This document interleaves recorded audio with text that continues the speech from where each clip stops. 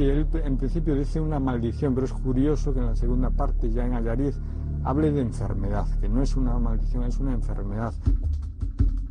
Durante el largo sumario, Roma Santa confesó 13 crímenes cometidos bajo el influjo de la luna. Visitó junto a los fiscales los lugares donde se habían producido los asesinatos. Narró con todo tipo de detalles cómo rasgaba la carne de sus víctimas, cómo vagabundeaba por los montes de la Sierra de Mamede, hasta que transcurridos 8 días, la maldición remitía y se transformaba nuevamente en humano. Cuando la causa estaba ya casi lista para sentencia, ocurrió algo asombroso. En el último instante, la mismísima Isabel II solicitó la conmutación de la pena en 2 ocasiones. ¿Qué se escondía tras la extraña intervención de la reina de España, exigiendo el perdón para Manuel Blanco Roma Santa?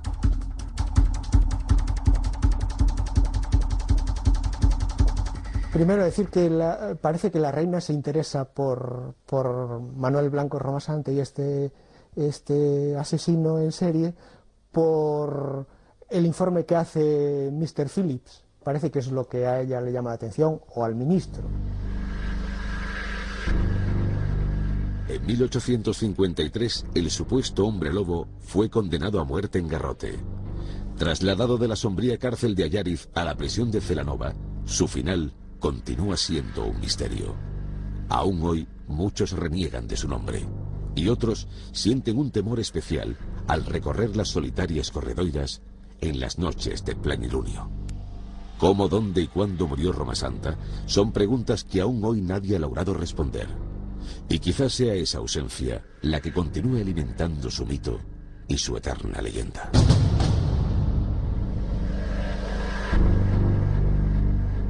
Se habla de que está en la cárcel de Orense, pero después no vuelve a aparecer referencia alguna de dónde se traslade. Habría que investigar en los fondos documentales de esa cárcel de Orense, que bueno, ahora mismo no puedo decir si se conservan o no, y procurar encontrar algún rastro de su sentencia, pero no hay nada que nos diga que no cumplió la sentencia. Él probablemente la cumplió, ¿no? Murió en la cárcel vestido de mujer y cobraba unas monedas por enseñar su rostro a los visitantes. Una de las cosas más raras, don Martín, es, sin duda alguna, la licantropía. Hablamos de hombres lobo, sin duda alguna un mito, pero un mito en el que se cree en este país. Esto parece de Centro Europa, pero en España también. El lobo ha sido el azote por excelencia de los campesinos, y por eso es un mito en sí mismo. Mientras que en España hay otros seres míticos, asustadores, hay centenares, lobos con nombre propio no hay ninguno, porque el lobo en sí es un animal mítico, es un animal, como has dicho muy bien antes, demoníaco, terrorífico, que asusta en sí mismo, porque era el que podía poner en riesgo la vida de los campesinos y sobre todo sus propiedades, que eran los animales, ¿no? De lo que vivían. Claro. Por cierto, que si hay un personaje que se ha vestido o se ha disfrazado o se ha puesto en el espíritu del lobo, ese es un actor de fama internacional, sobre todo de fama más fuera de nuestras fronteras que dentro. Un personaje entrañable, amigo de este programa, y que convirtió casi en una especie de crédito del terror a un personaje llamado Valdemar Daninsky. Lo que hacía Paul Naschy, Jacinto Molina, era simplemente guionizar las antiguas historias, los antiguos mitos que recorrían sobre todo Centro Europa. Sin duda, la persona que más veces ha encarnado a ese personaje de ficción, el hombre lobo. Es evidente que Valdemar Daninsky, el hombre lobo que yo me inventé, que yo creé, porque al fin y al cabo es una creación literaria, es un guión, así que es verdad que ha dado la vuelta al mundo y que es un personaje mítico, pues como pueda ser el Lawrence Talbot de Lon Chaney o el Drácula de Bela Lugosi. En fin, sí, está dentro de eso. Y yo además siempre digo que más que el hombre lobo que yo he interpretado y he creado no es un hombre lobo español, sino todo lo contrario, es un hombre lobo internacional y sobre todo es de donde es, porque él es polaco, ¿no? Valdemar Daninsky. No pude hacerle asturiano como era mi intención, se iba a llamar José Huidobro, y la censura me lo echa abajo, porque en aquella época la censura era muy especial y me dijeron que si le cambiaba de nacionalidad el guión podía pasar, que tuvo también sus cortes en la primera película que hice sobre el personaje, que era La marca del hombre lobo, ¿no?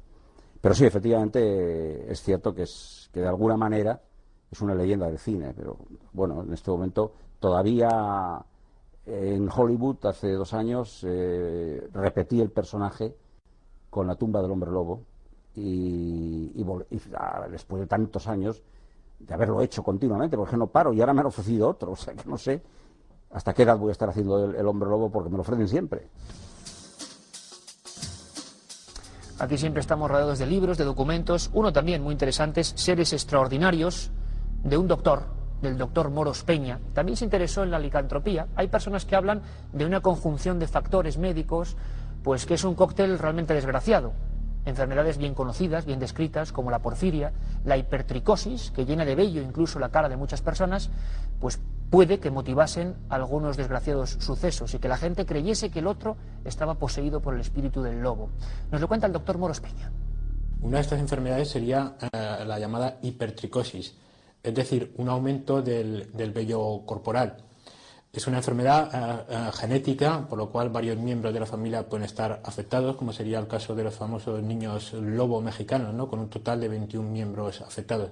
Pero es muy importante dejar claro que estas personas, aparte de un impresionante aspecto físico, no tienen por qué tener en absoluto ningún desorden mental y, por lo tanto, su comportamiento no tiene que ser ni más ni menos agresivo que el de cualquier otra persona. La otra enfermedad que se ha intentado relacionar en los años 80 fue la porfiria, concretamente la porfiria eritropoyética congénita, que es un déficit en la síntesis de la hemoglobina. La hemoglobina es la molécula que transporta el oxígeno en sangre. El acúmulo de sustancias en la piel daría lugar a una fotosensibilidad, es decir, la luz solar les provoca quemaduras, cicatrices que producirían una retracción de los labios, dando lugar a la protrusión de los colmillos, palidez de piel. Y también se ha pensado que podría estar en la base de la leyenda, pero no existe ninguna evidencia porque es una enfermedad muy rara, prácticamente hay solamente 200 casos descritos en todo el mundo y tampoco tiene por qué asociar ningún tipo de comportamiento agresivo. Manuel Martín Sánchez compiló en este libro, en Seres míticos y personajes fantásticos españoles, cientos de figuras que están ahí bordeando la creencia, lo real, lo enigmático, que pululan por nuestra conciencia global en España. La licantropía incluso había una serie de, vamos a decirlo así, maldiciones dentro de la maldición. Yo antes nombraba eso de beber agua donde habían bebido lobos. Había varios términos por los que uno podía ser, no sé si llamarle alobado o cómo se puede llamar esto, ¿no? Pero podía ocurrir. Sí, bueno, en el mito del hombre lobo se da en varias partes de España y entonces ahí... Ah, no solo en Galicia. No, se da en Galicia, en el País Vasco, en Extremadura y en el Bierzo, en León, en el Bierzo, ¿no? Entonces, dependiendo de en qué sitio se dé, así sucede cómo puede ser o no puede ser, o cómo puede uno convertirse en hombre lobo. En Galicia, por ejemplo, se convierte uno en hombre lobo fundamentalmente por una maldición paterna. Maldición paterna. Una maldición paterna. También se convierte en hombre lobo el séptimo o el noveno hijo de una familia en la que todos sean varones, a no ser que al nacer lo apadrine su hermano mayor y le pongan el nombre de Bento, de Benito, ¿no? Qué curioso, porque esto, según tengo entendido, Manuel, hasta en Argentina hubo una época de, claro, una influencia de Galicia absoluta, hubo tal presión social sobre los que creían en esto del séptimo hijo, que los séptimos hijos varones, que bueno, ya es difícil, pero los séptimos hijos varones creo que eran apadrinados por el presidente de la nación. Sí. Esto tampoco es un invento, ocurría de verdad. Sí, eso es cierto. Y bueno, en Argentina se llaman lobisones, porque está... La emigración gallega ha traído sus mitos allí y en América Latina muchos de los mitos españoles. Antes hemos hablado de los asustaniños, ¿no? Los tres asustaniños fundamentales de la mitología popular española son el coco, que es el miedo absoluto, el terror a lo que uno tenga terror. O sea, es un miedo diferente para cada ser humano. El hombre del saco, que es el miedo a desaparecer, a que te desaparezcan y no vuelvas a aparecer nunca. Y luego el sacamantecas, que es el miedo que todos tenemos a la muerte violenta y sobre todo inútil, al que alguien te mate porque te mate simplemente, ¿no? Gracias por su primera visita, don Manuel, a Cuarto Milenio. Gracias a vosotros por invitarme.